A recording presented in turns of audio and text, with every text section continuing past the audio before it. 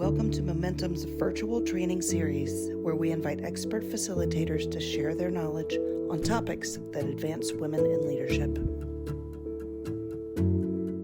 Again, I just want to welcome you all to the virtual training series hosted by Momentum. It's an honor to be here. Thank you, Darla. You almost made me cry, like all the kind words. And so I'm hoping I can live up to all the words that Darla has said today. And I appreciate you all taking time out of your busy workday to be here. So with that being said, we're going to get started. And so welcome to the Leadership Edge. Today, I'm going to be sharing 6 powerful strategies to drive team performance and to foster collaboration.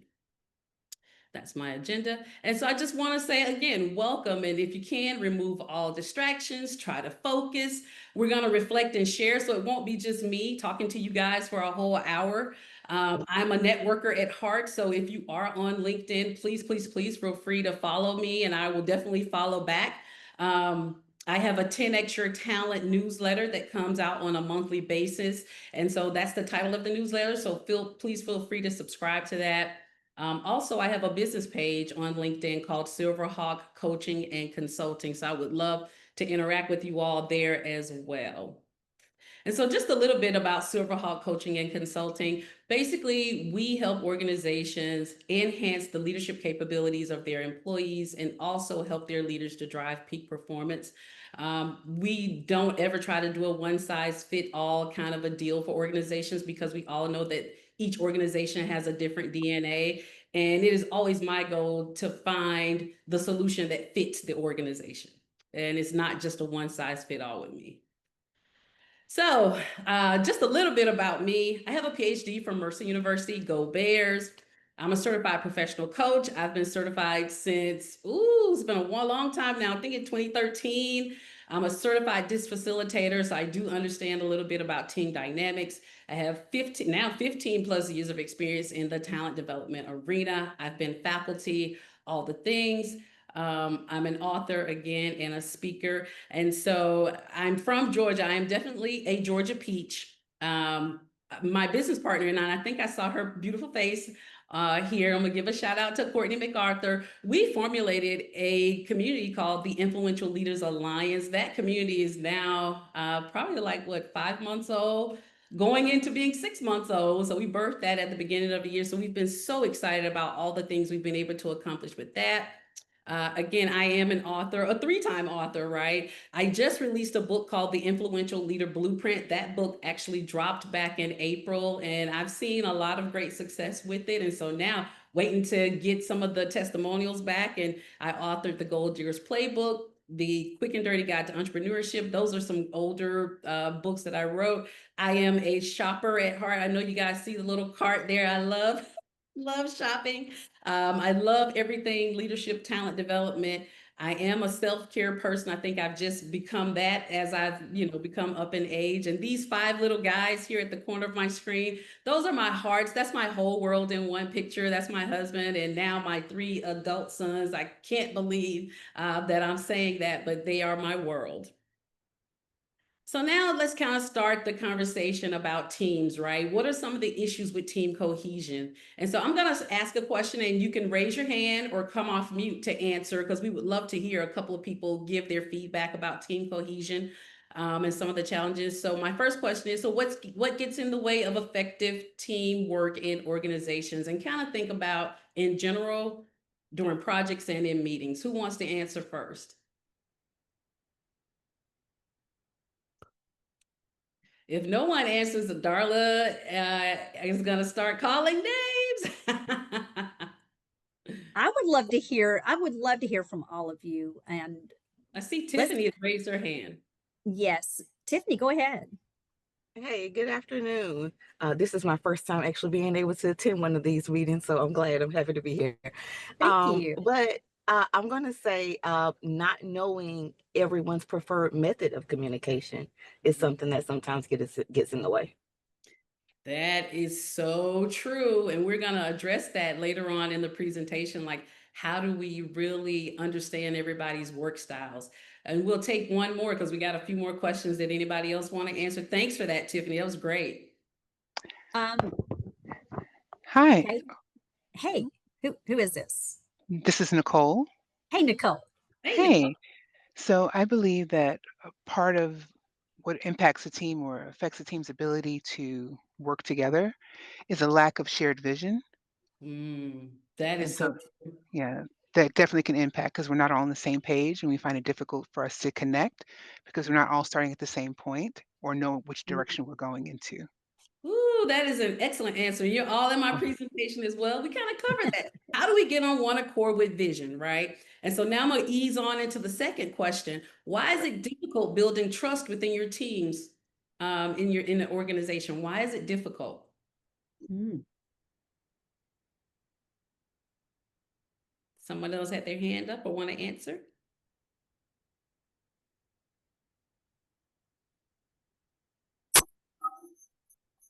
All right, Joan. Good afternoon and welcome, Rhonda. Appreciate hearing from you today. Yeah. I would say one thing that may get in the way of building trust is when you have seasoned participants in the team versus maybe some new people. Perhaps the new people may feel intimidated or like, well, I can't say anything because so-and-so's here and they know so much more than me. So I think that could possibly interfere with building trust. Yes, that is so true. And a lot of times that's a missed opportunity, right, for leaders to really assess this happening in the atmosphere, right? And where, because I've heard that actually the other day with a client, he was telling me that, oh, it's hard for our more seasoned employees to really interact well with the more newer employees. And so that's a great opportunity right there to just kind of create something that where we can network together and just take down some of the walls of that. And so I think, yes, that is so true. I appreciate your answer. We're going to go on to number 3 because we got some other times to be interacting. Why do teams have difficulty collaborating? What do you all think gets in the way of collaboration, true collaboration?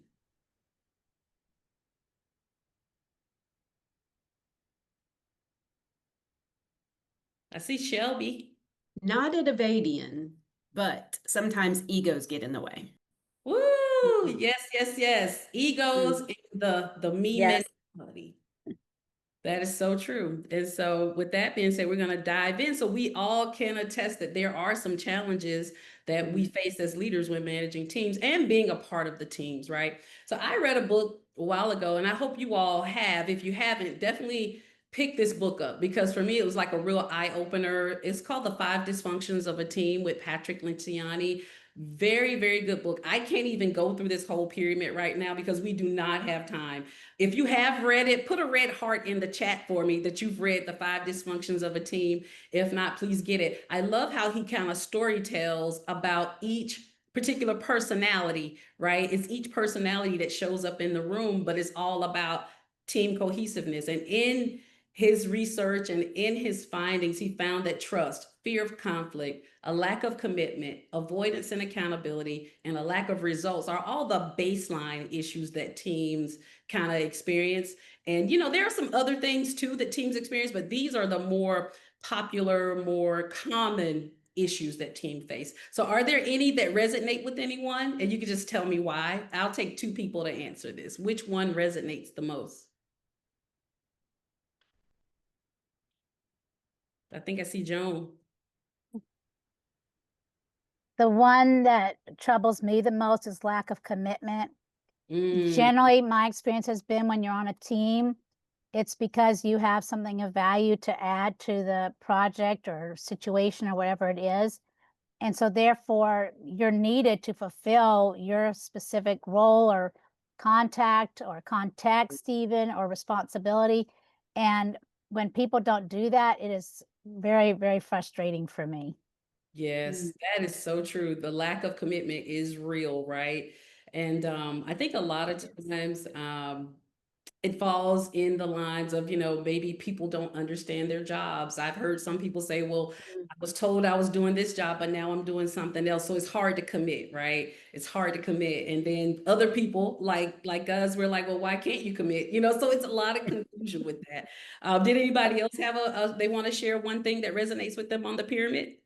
one thing that Tiffany put in there was accountability. And Rhonda, you and I both know we talked a lot about that. And it's interesting. I'm finding a whole lot more research on that because that is where my heart is accountability and what does it really look like with the team and for your, all by yourself. That is a great one. I often wonder if Patrick could have put accountability like running along the pyramid, like underneath, because a lot of things it rises and falls on accountability and people understanding what we value, right? What our company subscribes to, what our team subscribes to. A lot of times people are like, well, you're dealing with people who are poor performers, and they seem to get to stay, right, and do poor jobs while other people are working real hard and they're looked at differently. And, people are treating people a certain way. And it's really accountability, right? We're not holding people accountable to our values, our vision, and our vision and our mission. So it all does really rises and falls on accountability as well. And so, like I said, we could do a whole dissertation, but please pick that book up. So now we're going to get into your role, right, as a leader. And everybody is a leader. Leadership is not about a title. We can go and look up the definition of a leader right now, and you will not see a title. You will see several characteristics of a leader, right? And a lot of us, we have these characteristics, or we are aspiring to gain certain characteristics of a leader. And whether you have a title or not, it does not signify that you're not a leader. You are a leader. So number one is really understanding, defining the roles. I'm sorry, a pop-up came in front of my number one. Number one is really getting into defining your roles and responsibilities clearly. And I really recommend that all of you kind of look at the job descriptions that are for your teams right now. Sometimes they're kind of outdated or have not been addressed, and you go back and address them again right when it's time to hire a new employee. But I'll challenge all of you to look at your job description to see if it is has it been updated? So check with HR to see if your job descriptions have been updated. You want to make sure it allows you to increase the accountability within the team, right? If people know what they're supposed to be doing, then you can hold people more accountable to the things that we're all on board to do. It reduces confusion, and it also enhances delegation. When people understand what they're doing, it's easier for you as a leader or as a team player to delegate. Number two, you want to set clear goals and objectives. Each team, and I know the organization has defined what success looks like, but each team needs to take time to define what success looks like for their department. Understand what your North Star is. What is it that we're all trying to achieve in order for us to all get on one accord? You want to measure the progress and provide feedback along the way. And that's you as a team member and you as the leader. Do not be afraid, to have those discussions when it comes to performance on the team. And that's team member to team member and leader to team member.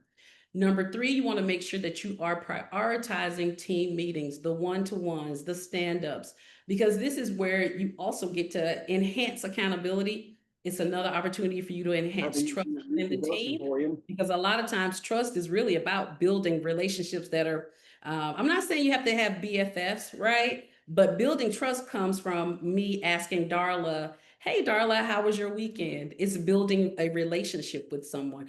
Darla, how's your family? And when Darla feels like I'm caring about her, then trust becomes a little bit more easier for us to navigate. And so just taking time to get to know people, when you stroll down your office, I know some of us are like running in there, right? I'm trying to get to my desk, but take some time to go back down the hall and say hi to people and just see where they are and what they're doing and what they've been up to, and talk about things that are outside of the job.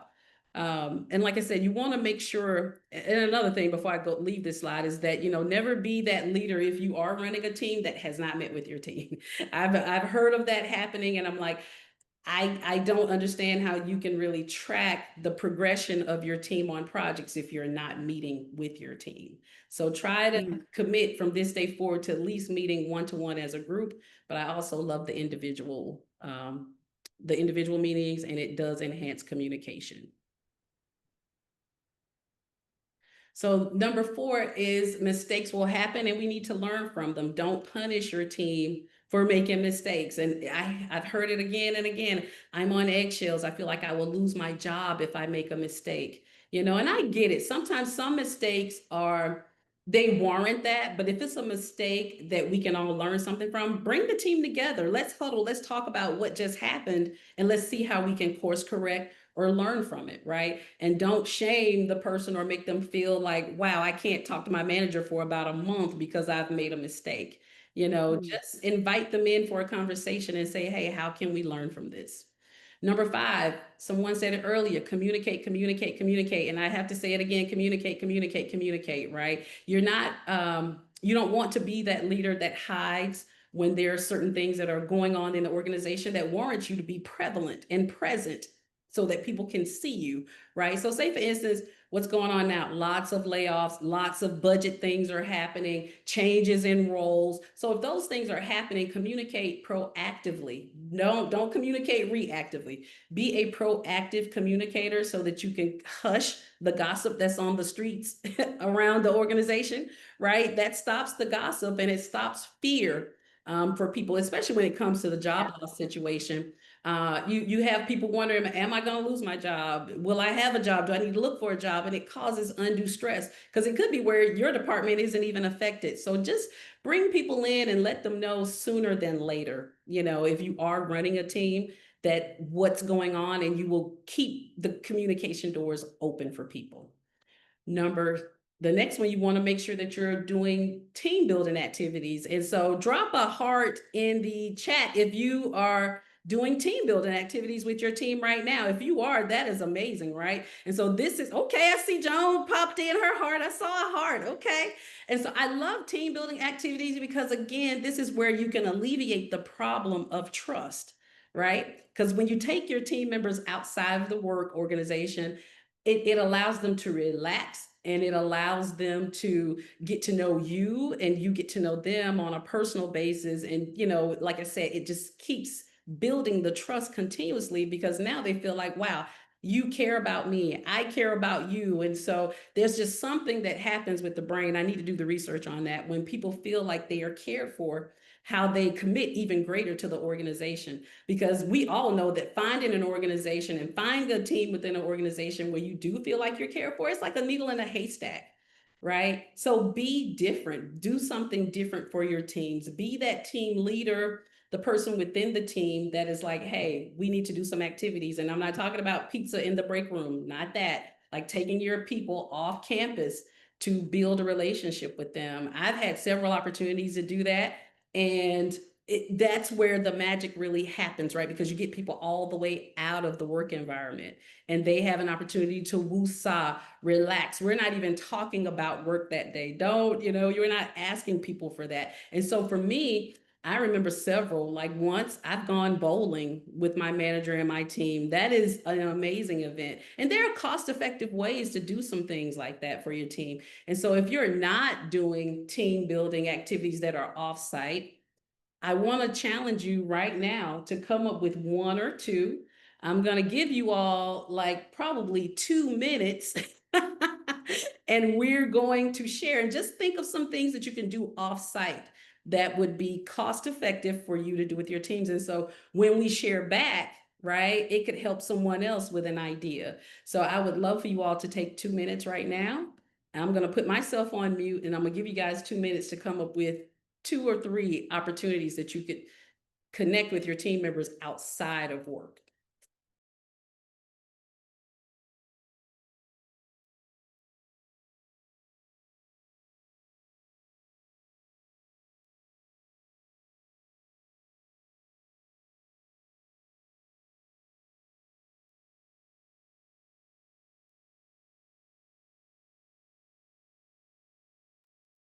These are great suggestions.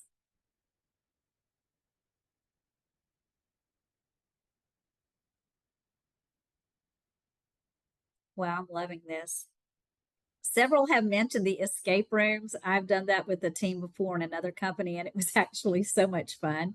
And it was hilarious as a person who loves to do all the personality assessments. It was so funny when you're put in a stressful situation and you're outside of work, who takes over. And it was so funny. I loved watching that. Yes. And like I said, it's another opportunity to deepen your relationships with people.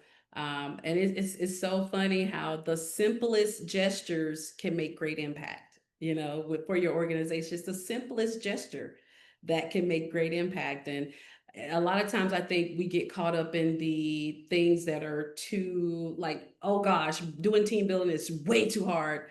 It's really not. It's like, hey, have coffee one morning with your team as opposed to starting at work. Let's have coffee.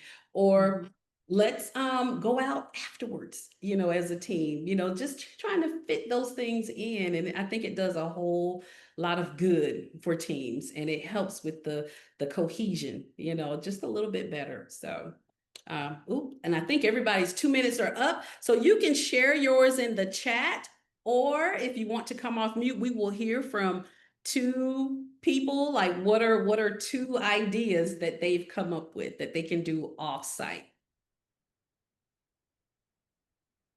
Does anybody want to share? Be brave.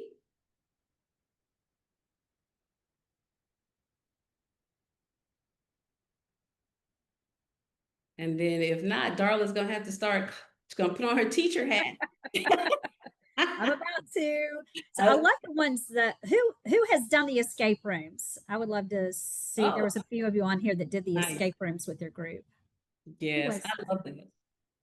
Activate is a lot of fun, and it's cross-generational because there's a variety of activities. Some require more intellectual resources, others are a little more physical.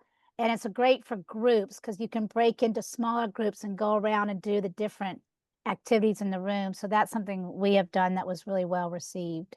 Oh, that's nice, nice, nice, nice. And you're not asking people for a report, are you, Joan? And One of say the that ladies again. I said, you're not asking people for a report during the team building, are you? Good. So one thing that one of our mentors, she is a comedian. Uh-huh. And so getting her connected with all that, she sent us her where she's going to be doing her stand-up comedy at. And I thought, how cool is that during the day she's doing business, at night she's doing comedy. And another one of our alumni, she does business during the day, and at night she's a DJ, and she's been our DJ at a couple of our events already and has just done a phenomenal job. So it's cool seeing everybody's different sides and inviting people to come be a part of that, because sometimes in our work we just see each other under one light. And I love what you said, Rhonda, that it just makes you a lot more human when you see each other act like real people. That's right. And you'll be so surprised at how many things you have in common with people, right? And yes, keep putting those in the chat for people, because I think I'm not sure if Darla, if you guys share the transcript, but definitely compile the ideas and send them out for everybody to just start collecting their ideas. So number 7 is you want to recognize and reward success. And so recognizing and reward success, I know sometimes people think that it could be like another thing that's so cumbersome, but when you tell people thank you for a job well done, or you put like a little bit of an extra effort into it to make it even like a friendly competition, people love that kind of thing. And I was working for an organization and I was doing some training, and a whole team came into the training, right? They all came in because the manager was like, we're all coming to this training. Before she could come in, people were like, we love her, we do this. And so I eventually found out, I pulled one person, I said, so why do you guys love her so much? They were like, because she sees us, she recognizes success, she does all the things. And so basically she did something that was so simple, you guys. She created it was construction paper, right? She made some football figurines, and every time somebody did something, she notched them down the field, right? And then once they made a touchdown, they got some type of prize or some type of public praise. And so I want you all to really take some time to start thinking about, how can I recognize and reward success? And sometimes HR has some things that they're doing, but most times some managers don't necessarily get into it. But I definitely challenge you to contact the HR person to see in your organization, well, how do we recognize and reward success? Because it could be some things that they're doing that you may not No, but you can also come up with some creative things yourself. And you being the leader, you don't necessarily have to do it yourself, right? You can find someone who has a creative spirit and they can think of, okay, this is how we get work done. This is what success looks like. So I can come up with a way to find a way to reward success. And it's so easy,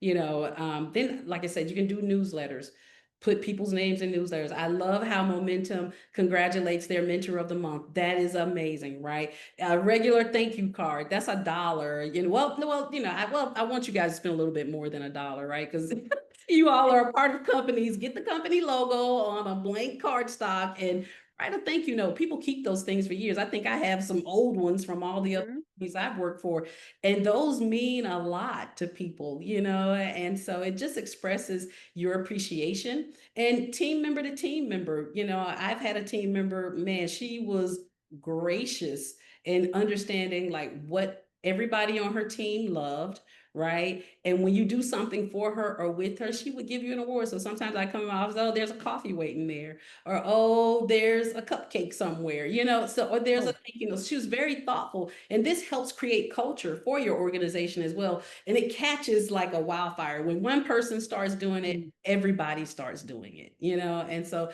just remember that rewarding success doesn't have to be all on the manager. It's for everybody on the team to do the same things. I thank people for doing anything for me. You know, if you printed out a book for me or printed out some paper for me, I thank people for even just that. So it's always the little things that mean so much. So I don't want to beat that up, but get into the mindset of showing gratitude. So now, how do you unlock team excellence? I can't remember the person's name who talked about not being on a clear, not having a clear mission and vision. But this is the first thing, right, that I want you all to think about doing when you go back to your teams. And this is a team activity. It's a leader activity, and it's also a team activity, right? So you know how your organization, it has its own mission, vision, and values. But I challenge you to take this down to your team and you create your personal team mission, vision, and value statement that aligns with the company's, right? And then you do this as a team activity and figuring out, hey, what do we all value? What do you think is the vision? And come up with a whole statement together as a team so that everybody's on one accord. And so you understand what the organizational priorities are, but you also understand what each individual's team's priorities are as well. And so this is another opportunity. This is one team building activity you can do online. I'll let you do that. So number 2, understand individual work preferences. I think somebody else said something. I was like, you guys are all in my conversation with understanding how people want how they work best. And so what I would want you to do, especially when you're getting new employees, start asking them like, what's the preferred way of communication? How do you feel about getting project timelines, work hours, work-life balance? What are some of those things that you care about? And you as a leader kind of sit back and figure out, how can I meet this employee in the middle with some of this, right? And do it to the best of your ability, because sometimes, you have people who, they have children and have to get their children to the daycare by 7, stressed out to get there by 8. Well, maybe you give them 9 a.m. to get there as opposed to, oh, they got to be there by 8, and they just work later. Just kind of thinking of ways to help balance people's lives a little bit better and being open. And I know sometimes we get last minute project timeline deadlines, but let's try to cut some of that out, because all it does is add like a whole goo gob, right? I don't even know if that's a word, but it has a whole lot of stress. It has a whole lot of stress to people's work life. And so, just understanding work preferences, I really do feel like your team will value that you're doing that as a team leader. And like I said, team member to team member, let's value one another's time. And try to figure out what our work preferences are and try to figure out how we can come together. Last, but well, it's not last, but the next thing is encourage ownership. Give people the autonomy to do their jobs. Try not to micromanage, because I know a lot of times managers, we do that because we want to make sure that things are run and done properly. But you got to kind of think like, I hired these people because I felt like they could do the job. And so give them the opportunity to do that. Make sure they have access to the right tools, the right training, just kind of evaluate your budget to see where you can close training gaps to help them perform at their very best when it comes to them taking ownership of their job. All right, let me change slides. All right. So now how do you unlock team excellence? How do we unlock it? So number one, you want to navigate conflict and change effectively. Remember, we talked about being proactive and not reactive, addressing change in a timely manner, not being the leader who goes into the office and hide. Be willing to accept those invitations for meetings and conversations about whatever people are hearing about, and sharing when you can and how you can. Because as soon as you start not paying attention to the needs of your team, and you're going through this major change, but you want them to be settled, but it's a tumultuous change for them, you hide, it causes fear on the ground. So just make sure you're being proactive, not reactive. Number two, you want to make sure you check yourself. Being a self-aware leader is where the sauce is. And I'm not sure, like I said, I appreciate the pandemic so much. I was like, there's some things about it I did not like, and I hate, that people lost so many lives or whatever, but it did get organizations to kind of really trying to figure out this emotional intelligence thing and how it plays a role in teams. So make sure you're self-aware, but you are also aware of other people and their feelings and what they're going through. Make sure that you're self-reflecting, and make sure you are an active listener. It's two ways, right? You're listening to them, you're listening to their heart, and really trying to see how you can meet people in the middle. I'm not saying give people what they want, because we know you can spoil some employees with giving them everything they want, but just listening and seeing how you can meet people individually, because it's hard to, it's like trying to fit a square peg in a round hole. Everybody's not the same when it comes to your team. And so really listen to people, listen to their hearts, and just, like I said, meeting them in the middle, it means a lot. Next, you want to make sure you have an attitude of gratitude. Thank you for being you. I know you all have seen the meme on TikTok, or it's probably even on Instagram. And I know Snoop Dogg is a household name. He has this meme. He was like, I want to thank me for all this hard work.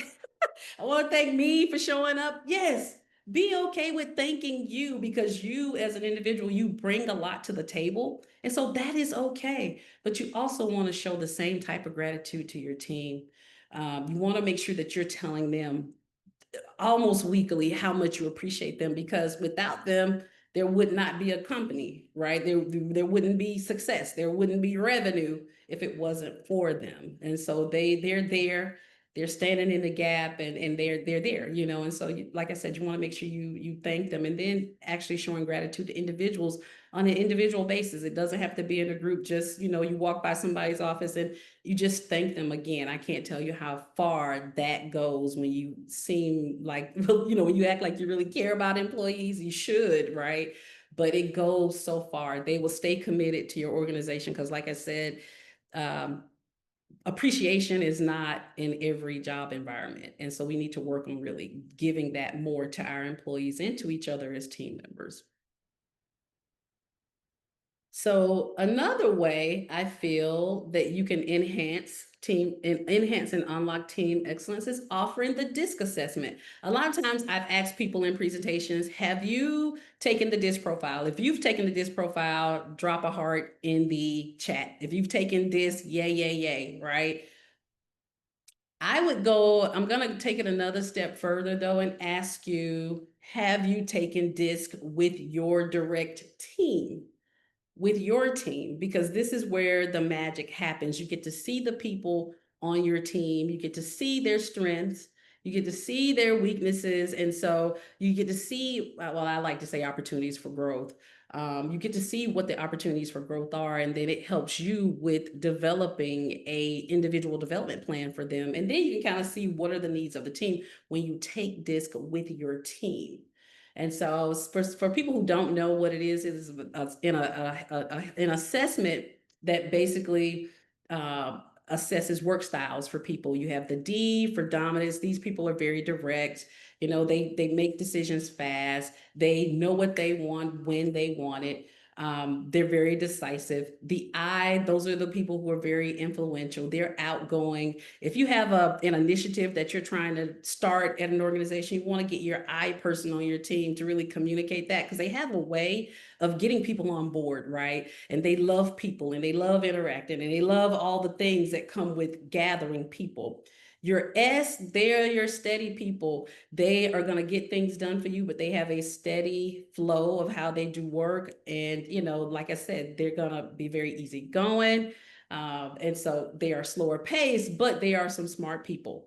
C, I am definitely a high C, precise, analytical, detail oriented. We have tons of questions about the past, the future.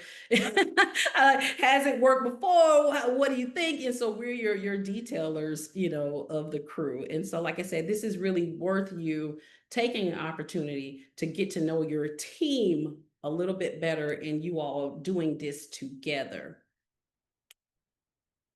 Another way to enhance team excellence is to have coaching, and that's in a team environment and one-to-one. I love team coaching because it gives you an opportunity to really get your team members together. It's relationship building during that time, but you're also addressing any challenges that you see your team is facing, and you're getting like real time, like what your team needs in order to grow and in order to perform at a higher level, right? So I do love team, and it builds accountability and trust and all the things that's on that 5 dysfunction period, right?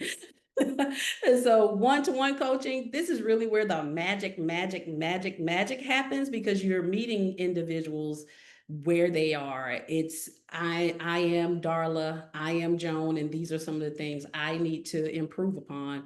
And you're getting to actually see what those things are, address their personal gaps, help them enhance whatever other talents they may have, and just really get a deeper dive into who that person is. And so team coaching and one-to-one coaching, you cannot miss with offering that to your team. So the status quo, right? I always feel like most times organizations, they fall into a status quo, a business as usual mentality when it comes to talent development, when it comes to training, when it comes to coaching their employees. A lot of times it's like one of those things we want it to course correct itself, and it will not. And you as a leader, you're way too busy to tend to that because you're tending to organizational priorities. And so I recommend today that you all say no to the status quo. Want to have a better year this year for your team than you've ever had before. And how do you do that? It is saying no to the status quo and really figuring out what are some things that we can do to incrementally make our team better, to incrementally make our organization better. And like I said, you just want to really make sure you're challenging complacency with how you think about the performance of your team, because there's something that can be done about it. So now you get to the slide of, how can you work with me? Again, I have Silverhawk Coaching and Consulting. I do talent development infrastructures, leadership and management development cohorts, executive coaching. I also am a certified DISC facilitator. The other opportunity is the Influential Leaders Alliance. That alliance is so amazing. It's a professional community. We do leadership and career development in that community. We host accountability circles. There are opportunities to network. And so we're super excited about that. And it's leaders taking control of their leadership development, because time and time again, we've heard individuals say, well, I've been to a leadership development program. They won't pay for me to go to another program. And so I feel stuck. I feel lost. Well, the Influential Leaders Alliance kind of fills that gap for people. Last but not least, I wrote a book called The Influential Leader Blueprint. And I don't know, you know what? This background will not let me be great. Darla is going to drop the link tree in the chat for you all. I wrote a book called The Influential Leader Blueprint. And basically this book is to kind of help give leaders and managers an opportunity to kind of see that, because I know we know everything, right? As leaders, we tend to feel like we know everything, but this is an opportunity for you to execute, reflect, right? And to see how you can lead with greater impact. There's always room for improvement. And it is definitely my goal to get this book in the hands of 5,000 plus leaders by the end of April of 2026, because we're reading it is happening in the research. It's happening on LinkedIn where leaders are burned out. They don't understand emotional intelligence. They don't feel like they're supported. They're not getting the training. And this book gives enough training for a leader to be, I'm thinking, more than 1% better. I'm thinking more than 1% better. And if you order today, I will definitely autograph the book myself for you if you feel like, hey, this is something I want. And we're going to move on from that. And so I just thank you all in advance for your support. So now what, right? Now what you've heard me talk and do my spiel, I'm open to having a strategy session. On that link tree, there's a link to my calendar. There's a link to the book. There's a link to all the things that I've discussed, like the 10X Your Talent newsletter, all the ways to get into contact with me. So feel free, to schedule a strategy session. And, like I said, I'm not saying it guarantees that we're going to do business together, but I'm also open to growing my network. And so I would appreciate the call and just see how we can get together, collaborate, talk, or just get to know one another. You can also purchase the Influential Leader Blueprint off of that link. You can purchase individually, you can purchase in bulk for your organization as well. I've appreciated this opportunity to present here today. And Momentum's virtual trainings are made possible with the support of Protective Life, Blue Cross Blue Shield of Alabama, and America's Thrift. Find the full list of sponsors as well as additional resources for women leaders on our website at momentumleaders.org. Thanks for taking the time to invest in you, and remember to like, subscribe, and share our channel. We love reading thoughts and comments, so you can leave those for us here too. You can also connect with us on Instagram, Facebook, and LinkedIn by searching